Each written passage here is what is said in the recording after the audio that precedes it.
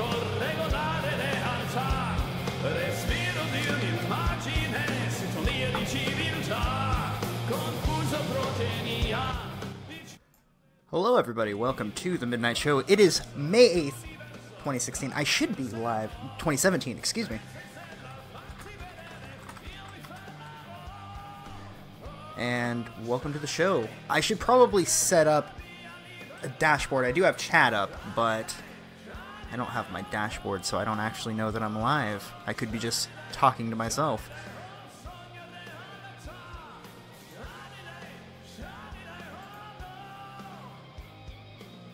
Oh, no, it says I'm live.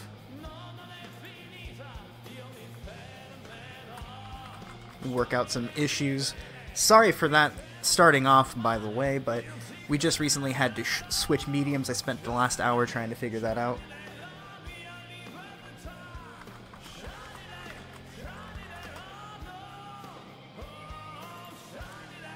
Alright, so we got a few things to talk about. Not a whole lot, but enough.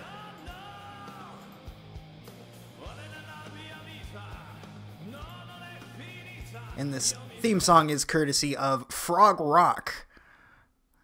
Frog Rock over on YouTube. So thank you, Frog Rock, for this amazing rendition of Chatelet. So starting off, I have a commercial? Really? I shouldn't have Twitch monetized at all. But Pepe the Frog is dead. According to the people who created him, he has died. So we can now affectionately say, what's up everybody?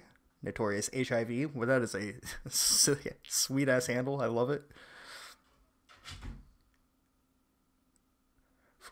It was a cover of Chatelet by this fellow over on YouTube.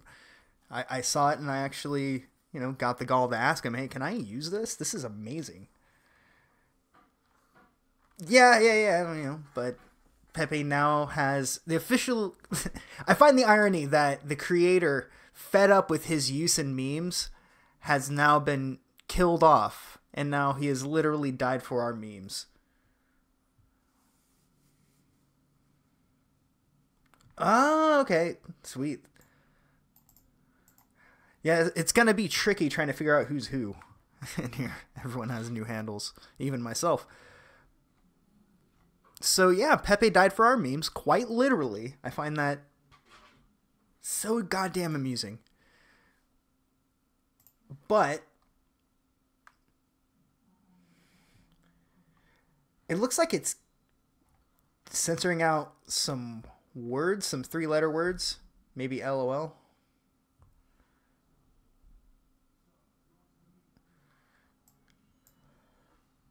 But anyway, Seattle mayor adds diet drinks to his soda tax to tackle white privilege. Written by Lucas Michelonis?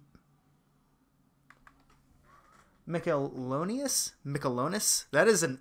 I've never seen that last name before. Like, that guy's got a small family.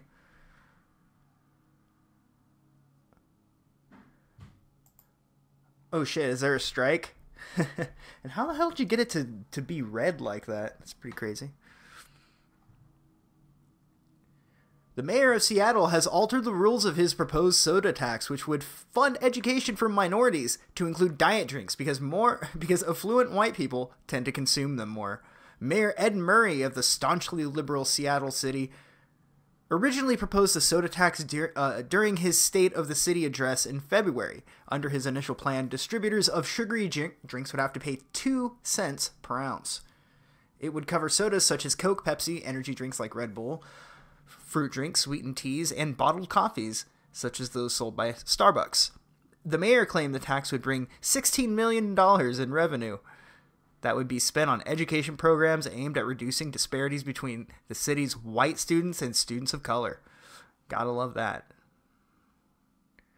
But the mayor has updated the plan after the staff of the mayor's office told him that the tax would actually disproportionately fall on poor minorities who have higher rates of soda consumption than white residents.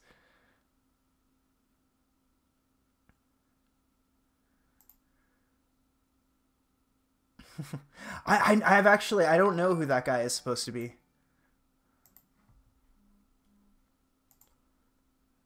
Nice. Oh, I need to bring the, hold up. I gotta switch this over so I can fix the notifications to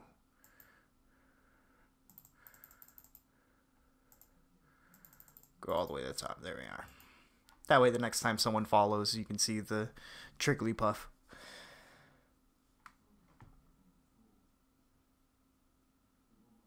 Right? That's why it costs so much, is the whole... You have to pay more if you have bad health. And a lot of people don't really have good health.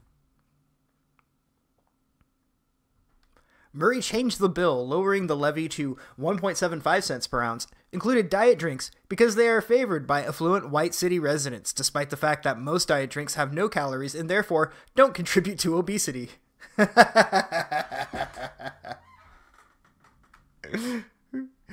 Dude, really?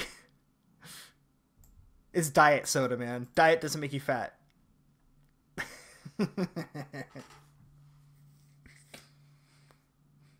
That's something to think about for sure. Yeah, any sort of government mandated healthcare is bullshit. Period. I hope that Trump Care removed the tax penalty for not having Trump Care, like Obamacare had.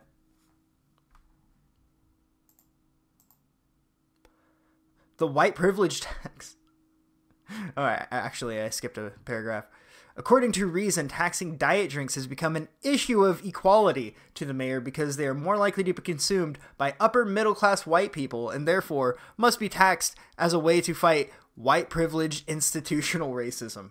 The white privilege tax may be a distraction for Murray, who's facing accusations from 4 men that he paid for sex and sexually abused them in the 1980s when they were teen boys. That's, you know, I suppose you don't have to bring that up, but that's a while ago. Because diet soda still has a ton of sugar in it. It's still soda. You know what they should do is a water tax. You buy some water, we're gonna tax you because that's bullshit. That stuff's healthy. Your health privilege.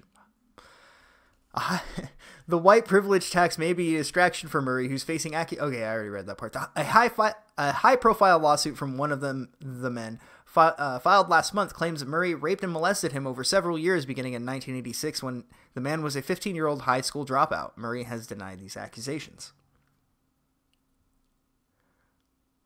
I play some guitar.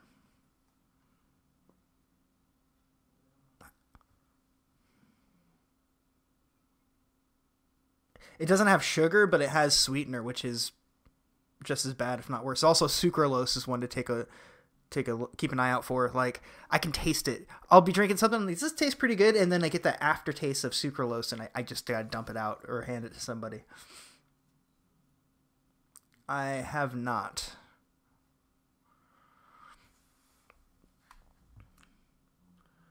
But at browsing through Heat Street, I found this article, and then this one as well. Tron Guy returns from internet obscurity to take on social justice warriors. So we got the Tron Guy. I'm pretty happy about that. Who doesn't want that guy on their side? Really, just look at that look of determination on his face.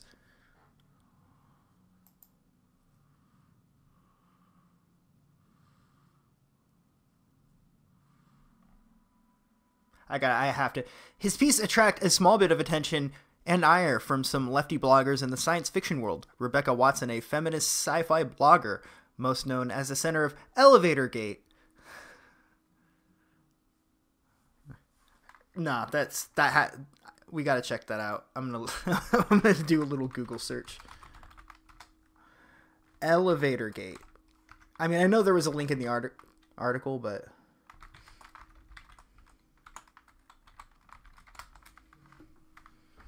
yeah, like her picture comes up when like straight up, check it out. She's the face of Elevator Gate. Like, what a great thing to do. Nah, we just started, man. Elevator Gate. Yeah, here we go. Rational Wiki. So this one's an SJW Wikipedia, so that's good to keep that in mind. And VG is G is now following, and as you can see, Mark Wahlberg is a bit overwhelmed with the emotion. Anyway, Elevator Gate is a common name for the 2011 kerfuffle touching on feminism, privilege, conference creeps, and the social makeup of the skeptosphere. It started with a video by Rebecca Watson about sexism in the atheist community and caused a controversy for Richard Dawkins after he wrote a blog comment in response titled Dear Muslims. It was a watershed moment that exposed the third major rift within the Anglophone skeptical movement, the first two being religion and politics. Oh, this woman just looks like a big bag of fun, doesn't she? So she's just a whiny feminist, essentially. All right. I don't know why it's called Elevator Gate, but how long is the video? It's 8 minutes. No. I wouldn't talk to a bitch like this for 5. We'll move on. Chris Pratt. Now, some of you may know Chris Pratt. He's in a lot of stuff out there in this world these days. He apparently had to issue an apology for asking someone to turn the volume up.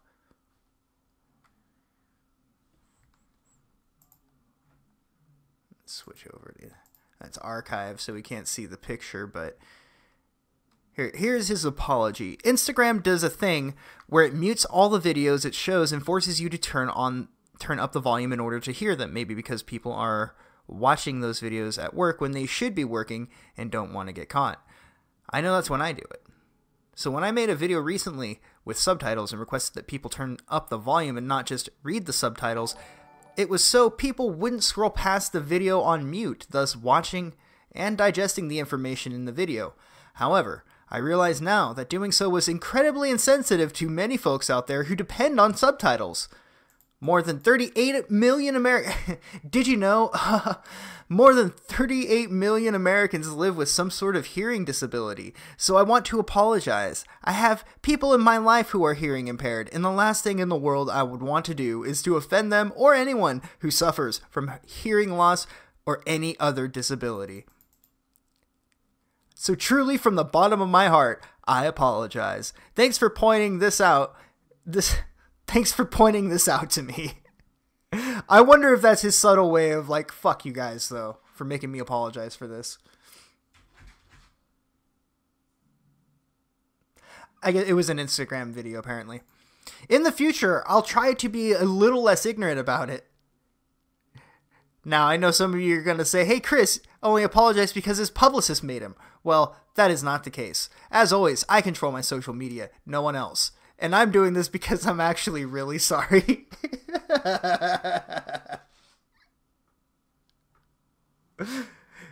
He's laid it on thick enough that this sounds like he's being shitty. And I like it. And I'm doing this because I'm actually really sorry. Apologies are powerful. I don't dole them out over willy-nilly. Don't dole them out willy-nilly.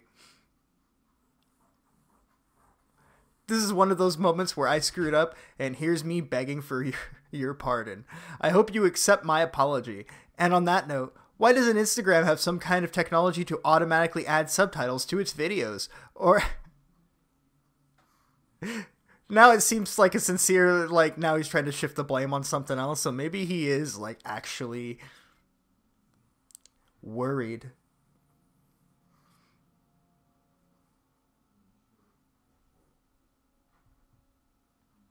I have not. I typically don't watch movies anymore, actually. I wish I did. I just don't enjoy them. I hope you accept my apology. And on that note, why doesn't it... Okay, we got through that. Or at the least option... Or at least the option. I did a little exploring and it seems lacking in that area. Shouldn't there be an option for closed captioning or something? I made them... Lord knows how many money with my videos and pictures. Essentially sharing myself for free. I know they profit, so get on it, Instagram. Put closed captions on your app. You are an amazing person. And then, you know, argument ensues. It's an amazing thing having, you know, telling everyone you're sorry. I'm sorry. Sorry.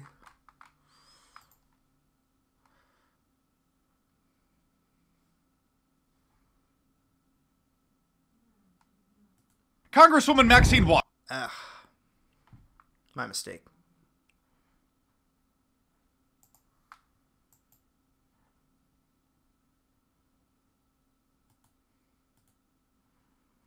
All right. So now we have Camille Paglia. Did I say that right? Anyways, she can fuck off. Here's her talking. Is this myth invented in the last 20 years, okay, for you know, white heterosexist men in a room, you know, to keep the feminist movement back. Backlash. Camille Paglia revels in being provocative. She calls herself an anti-feminist feminist, a transgender person, critical of some transgender fights. Paglia burst onto the scene in the early 90s. Her book, Sexual Personae, made her a media sensation, celebrated by her admirers, loathed by her detractors. Camille Paglia, the famous feminist writer, said that I set women back by objectifying myself sexually. For years, she kept pushing buttons on taboo issues of the day. We gotta say, isn't this the face of the same woman that said she would give people blowjobs if they voted for Hillary? Just saying. Objectifying myself sexually.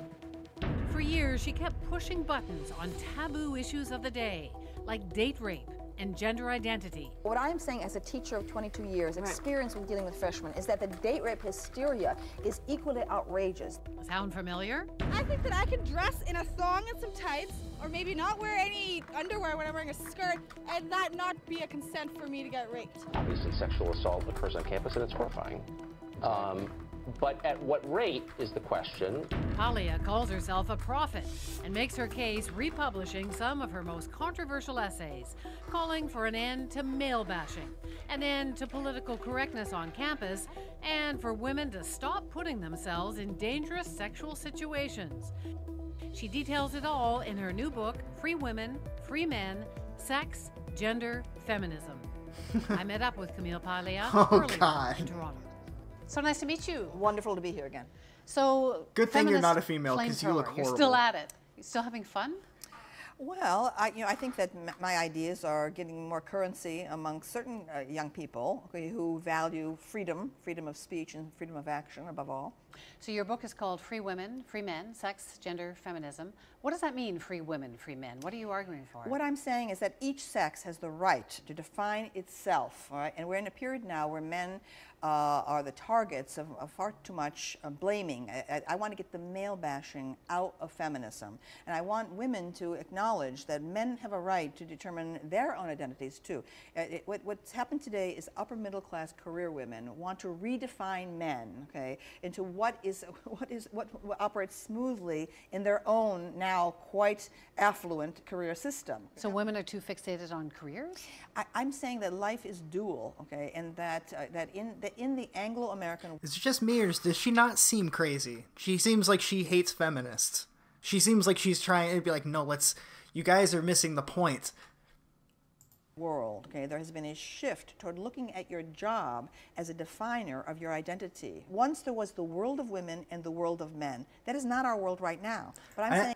It's this one, but it's a woman that identifies as a man. I don't think she got her dick surgery. Just look at how she sits, or he sits. Women, stop blaming men for your feeling of unhappiness. Okay, what's happened is you've lost that old era, okay, where there was elder care and infant care and cooking and doing the laundry. Everything was together. Women were together for tens of thousands of years. Right? So you want women to go back to doing the laundry? Absolutely not. I'm saying stop blaming men.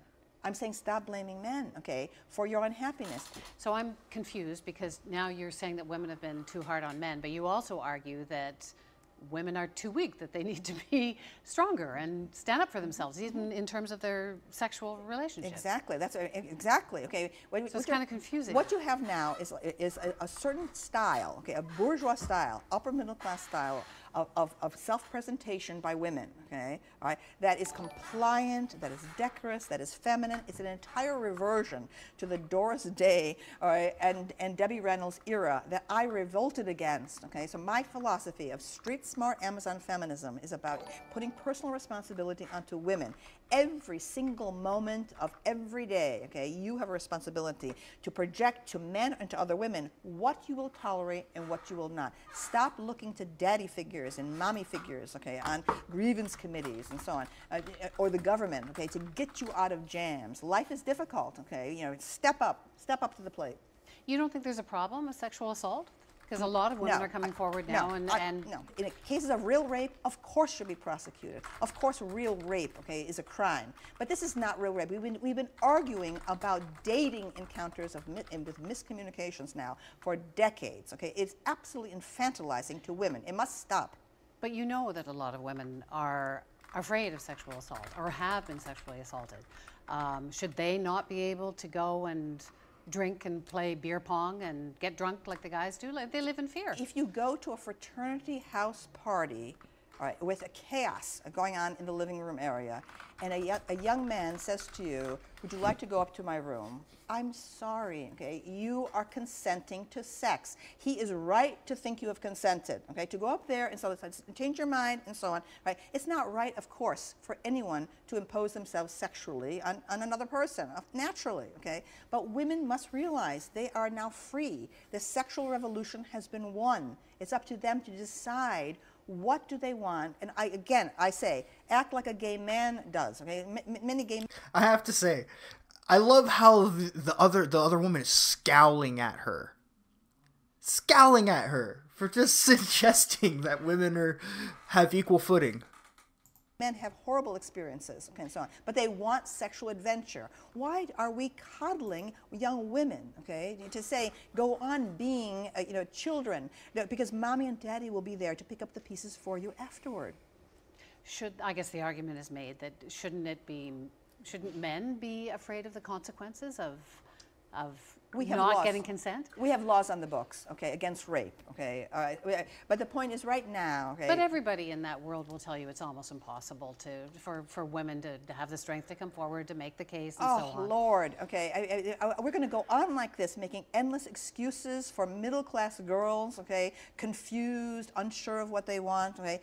Perhaps the sexual revolution should be reversed, okay, because what we're showing is that perhaps co-education is a bad idea, okay. Maybe today's young women, okay, are not prepared for co-education. You think that's where this leading is? Yes, it is. Okay, we reverted to the 1950s with this, for heaven's sakes. Okay, right. Again, my code of Amazonism says, okay, every woman is responsible for her own self, for her own sexuality. You are responsible. I gotta be real with you guys. I came here expecting to just laugh at this lady for a bunch of crazy shit, and I'm like, I really like this person, like what she has to say, and especially because she's saying it to this woman who is apparently a feminist by her judging by her reactions. I'm kind of like, hey, it's my new dad without a dick. Stop thinking there's going to be parent figures to get you out of jams afterward. You decide what you want, okay? Something happens to you, okay? You learn from it and you move on. The other huge debate on campus these days, of course, is political correctness, and people who are seen as extreme right-wing are being banned from speaking, or there's protests. Where do you stand on that? I'm extreme free speech militant, okay? So anybody can preach hate, and they should be welcomed onto campus? Well, that was a loaded question. You said preach hate. What does that mean? Okay, I say in the introduction to the new book, okay, Free Women, Free Men, I say that with the freedom to love, okay, must also be balanced by the freedom to hate, okay? Anyone may express through words, okay, hate, okay? It is when hate passes over into action, okay, that the law should intervene, okay? Merely expressing a negative opinion of gay people, for example, and I'm speaking as a lesbian, okay, is not hate speech. I want this idea of hate speech, okay, to be dropped. Hold on,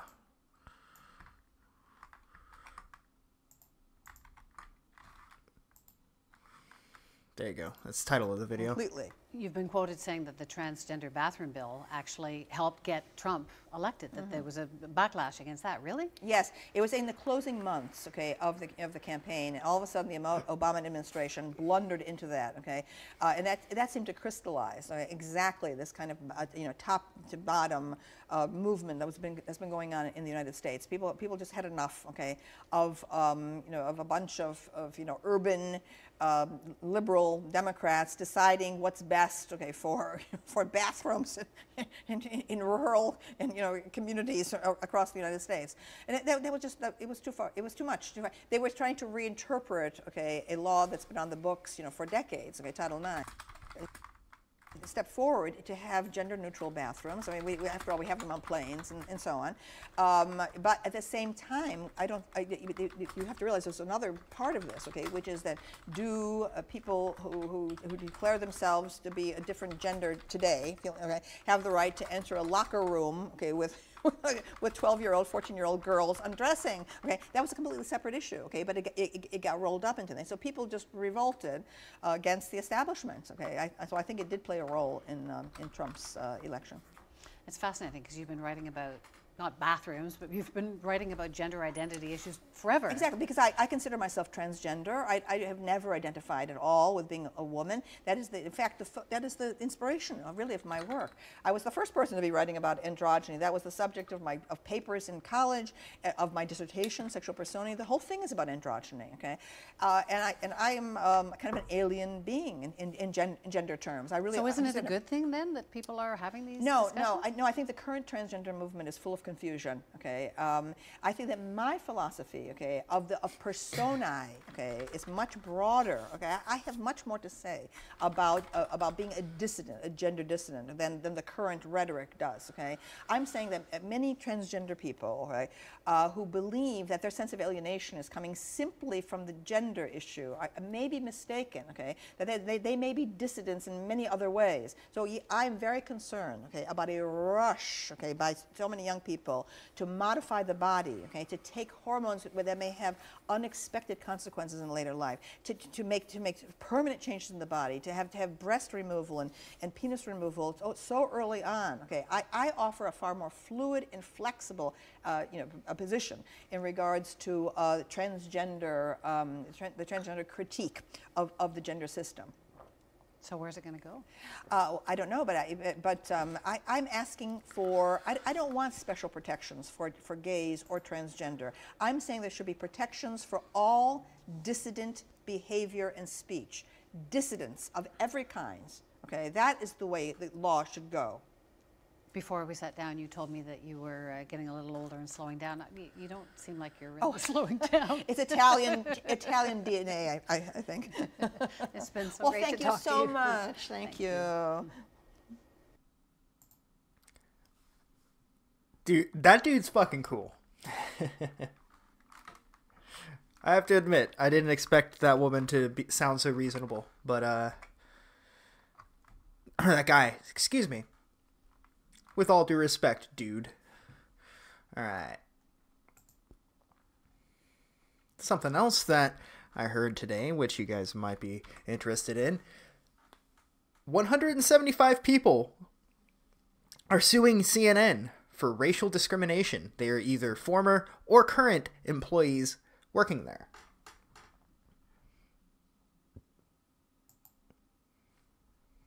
There has been much ado, and rightfully so, over the going-ons at the Fox News channel. Sexual harassment hush money allegedly paid to victims, a string of high-profile resignations, some of which are really firings. Less in the news is a lawsuit by 13 plaintiffs against Fox alleging racial discrimination. Although CNN covers the story here, but the author writes Jim Crown, where we're guessing he meant to write Jim Crow. Hey, Kion. Thanks for the follow, man.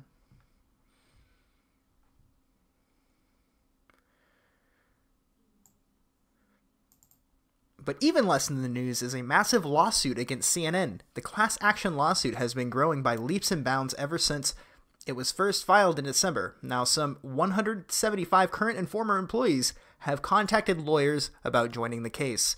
Only a few publications followed up on the story at the end of April when the case exploded. The lawsuit against CNN, meanwhile, claims the company's Atlanta headquarters is rife with racism, the New York Post wrote on April 27th. Minority employees had to endure bigoted remarks such as, "It's hard to manage black people," and "Who would be worth more, black slaves from times past or new slaves?" according to a new complaint by former workers Celeste Henley and Ernest Colbert Jr., filed in Atlanta federal court. Colbert Jr. also claims he was paid thousands less than white colleagues as a manager at the affiliated Turner Broadcasting System. Henley, a former CNN executive assistant, says that she was fired in 2014 for complaining that black employees were being paid less than white counterparts.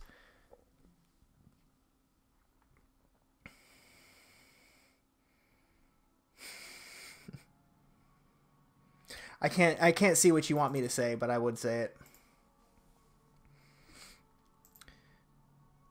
And let's see. Writes The Hollywood Reporter. Unlike the lawsuit against Fox News, the one against CNN and sister companies is much broader, claiming, among other things, that African Americans receive lower performance ratings and evaluations, that there are dramatic differences in pay between similarly situated employees of different races, and that the promotion of African American employees is blocked by a glass ceiling. The complaint cites hiring and advancement statistics while alleging that African American employees have endured slurs from superiors, including "It's hard to manage black people" and "What would be worth more, black slaves from times past or new slaves?" While the Fox News suit has grown by one additional employee, the case against CNN may soon become bigger in many multiples.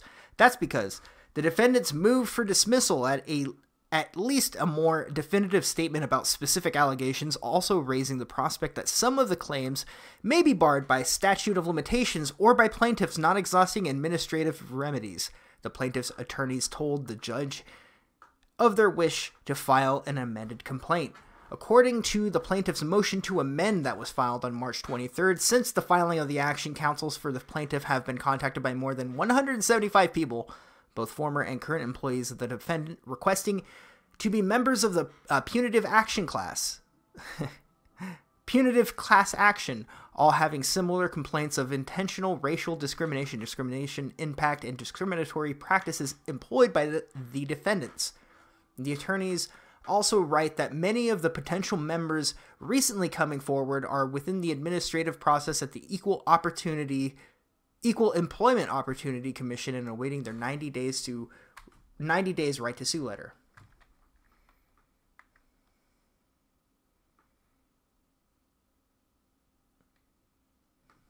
We was kings for sure, man. And the number of people now suing CNN is 10 times higher than those suing Fox, writes Ken LaCourte on Medialite. Yet, how many stories have you read about that? CNN star Jake Tapper has clearly gotten about the lawsuit against his own network. When a company sends the clear signal that women are basically subhuman, vile behavior thrives even after top offenders are fired. But hey, if it's not on CNN, it must be not news, right?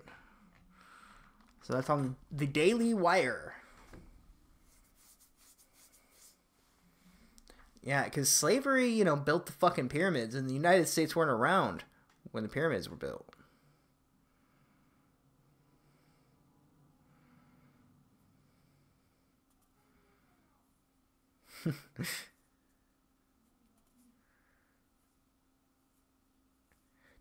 Did he really? I've never heard that before. I'm gonna check that real quick.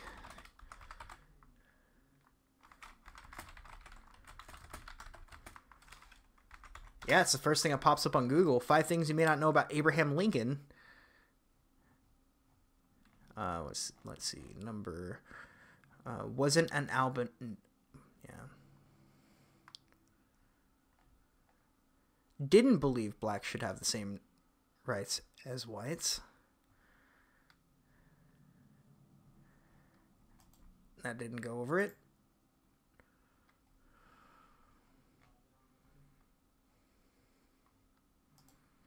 Wouldn't that have just been, grand?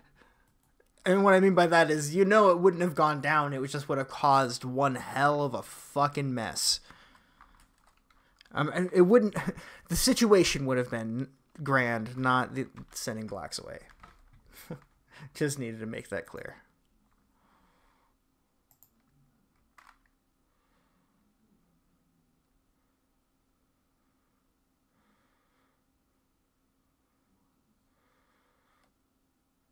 Pool closed down to AIDS. Man, I haven't thought of that in so long. The Habbo Hotel thing. I was there for that, man. Oh, good times. So I saw this headline and I just had to open up a separate tab for it because how do you pass? What happens when the white guys are back in charge? CNN ramps up the racism again. Because they're all white, it looks like, predominantly. That's not a long article. I guess we can thumb through it a little bit. All you have to do is read the headline. What happens when the white guys are back in charge, writes a CNN contributor. Yeah, here we are. Internet historian. I need to... Here, I'm going to go sub to him right now, actually. Take a look at this scene yesterday.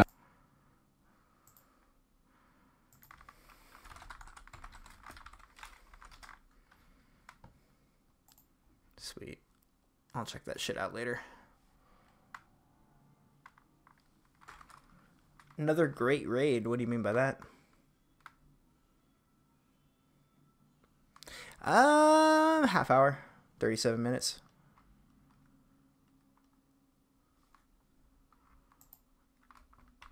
You're familiar with it. You could just look at one of the screens. Okay, so this is the scene yesterday in the Rose Garden. That was a great scene. But you have to admit, Congressman, that this is highly unusual for a bill that has not passed both chambers. Isn't this like celebrating at halftime?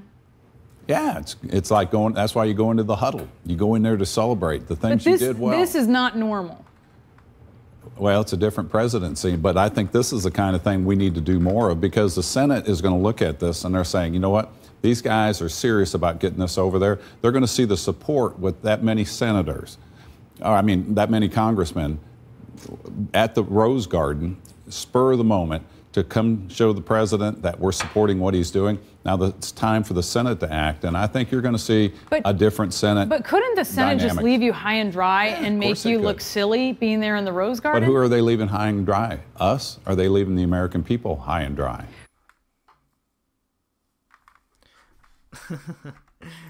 Gotta love that. So here's the article. What happens when the white guys are back in charge? Take a look at this. And this was written by, I'm just curious, Jill Filipovic. That sounds Russian. Yeah. It's always white people that hate white people. You guys ever notice that? All right. I'll check them out.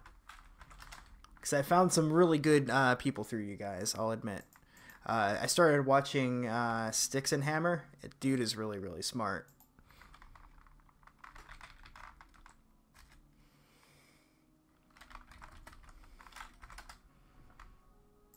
I'll check that out later. But it's always white people that hate white people. Yeah, seriously, smash that like button. And don't forget to subscribe. And also, if you don't want to support the channel, maybe check out my Patreon. You know?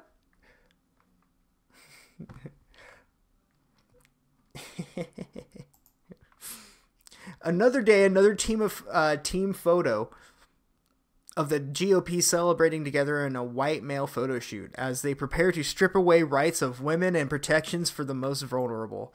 And another blunt reminder of why, 1, political repression matters, and 2, few women in the room means concerns of women get left out. Well, let me tell you this, honey. You just don't worry your pretty little head about it.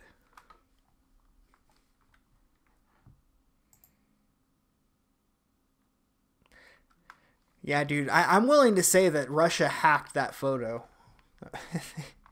They have a skill of editing photos in the past.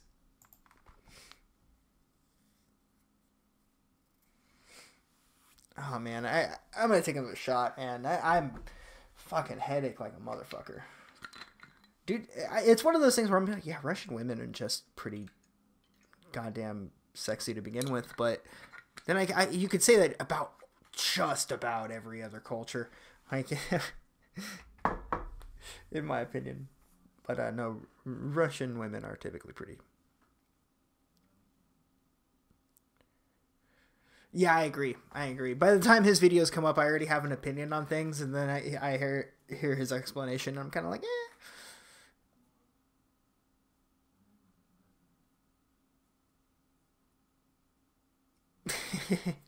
It won't matter, man. We're gonna have sex dolls before too long. I didn't want to read through all of this, but I always love it when you have white journalists that just hate white people. It's always a bunch of journalists, too.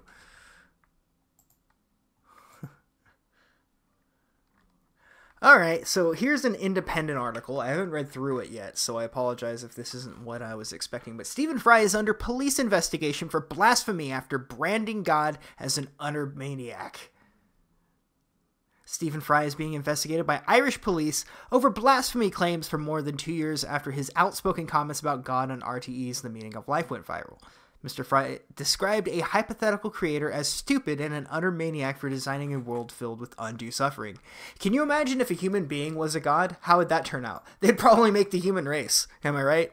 Well, let's not get too yet. You walk up to the pearly gates and you are confronted by God. He's drunk. He's half awake. He remembers you, but he can't remember your name. Like, he remembers all the things that you guys have done together, but he can't remember your fucking name. But you see him, you're like, hey, it's been a while. How the fuck are you? And he's a bit of a dick, but you know he means well. That's my version. What will Stephen Fry say to him, her, or it? I will basically, what's known as theodicy, I think. I'll say bone cancer in children. What's that about? How dare you? How dare you create a world in which there is such misery that is not our fault? It's not right. It's utterly, utterly evil. Why should I respect a capricious, mean-minded, stupid God who creates a world which is so full of injustice? Because, you entitled prick, life sucks, okay? Because even in the perfect, infinite nature of things, even he was an infinite. It wasn't infinite, whatever. I wasn't infinite. And we weren't able to create a fucking universe where everyone lives in a utopia with beautiful fucking rainbow sun rays and unicorns and amazing drugs that make you feel like you're living on sunshine. However, the world isn't gravy and fucking candy. Unfortunately, some people have to suffer and some people have to thrive. It's just the way of the fucking world. I'm sorry, it's not good enough for you, Stephen Fry. And pain. Because the God who created this universe, if it was created by God, is quite clearly a maniac. Utter maniac. Totally selfish. Suffering puts life in perspective, you know? And I'm not, I guess I'm agnostic. Like, I kind of like hearing all of it, and I'm in the mysticism of everything, if that makes sense. I'm kind of just amazed by all of the wild stuff, all the ideas that people have. And I don't have any hatred towards God. Most people who are atheists, they're like, if there is a God, he's a piece of shit. Why? He's like it's like a dad that he was your dad, he stuck with you, he gave it all he could, but he was poor. And then at the end of the day, you're like, my fucking dad's a piece of shit. He didn't give me a car or anything when I grew up. You walk up. He didn't do shit for me. He didn't even take me to the bunny ranch when I was 18 like I wanted.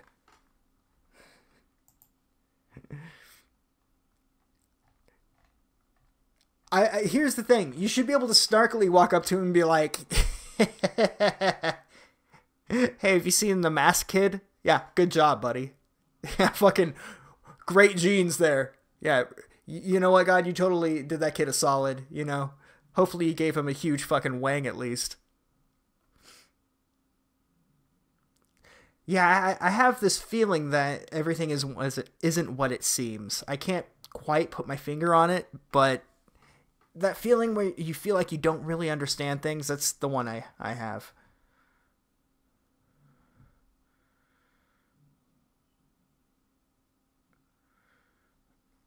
Yeah, my father claims to have been alive and dead.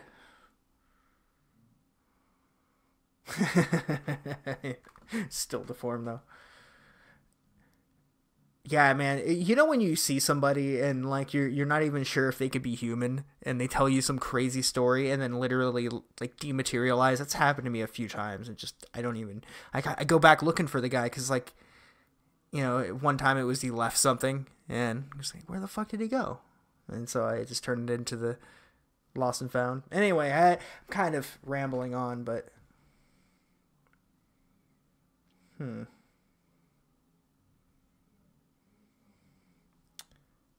Huh.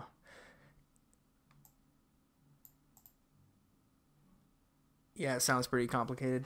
But I don't know, I have a feeling like it sucks because I guess we're about to go into conspiracy corner anyway, right? So maybe this is a good segue, but did you ever have the feeling, have you ever had the feeling that we've all been here a million times before? Not just life and rebirth, but beyond that, after the internet, or not the internet, the universe, same difference, right? Heat death, everything lives and dies and then it comes back, and somehow on the next go around exactly me is here again doing the same exact shit. I don't know.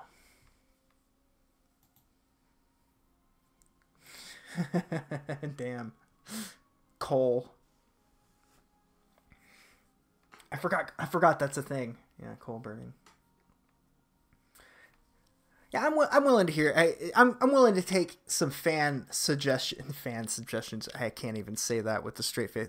So, some audience suggestions for Conspiracy Corner. I don't know, man. Maybe both. Maybe both.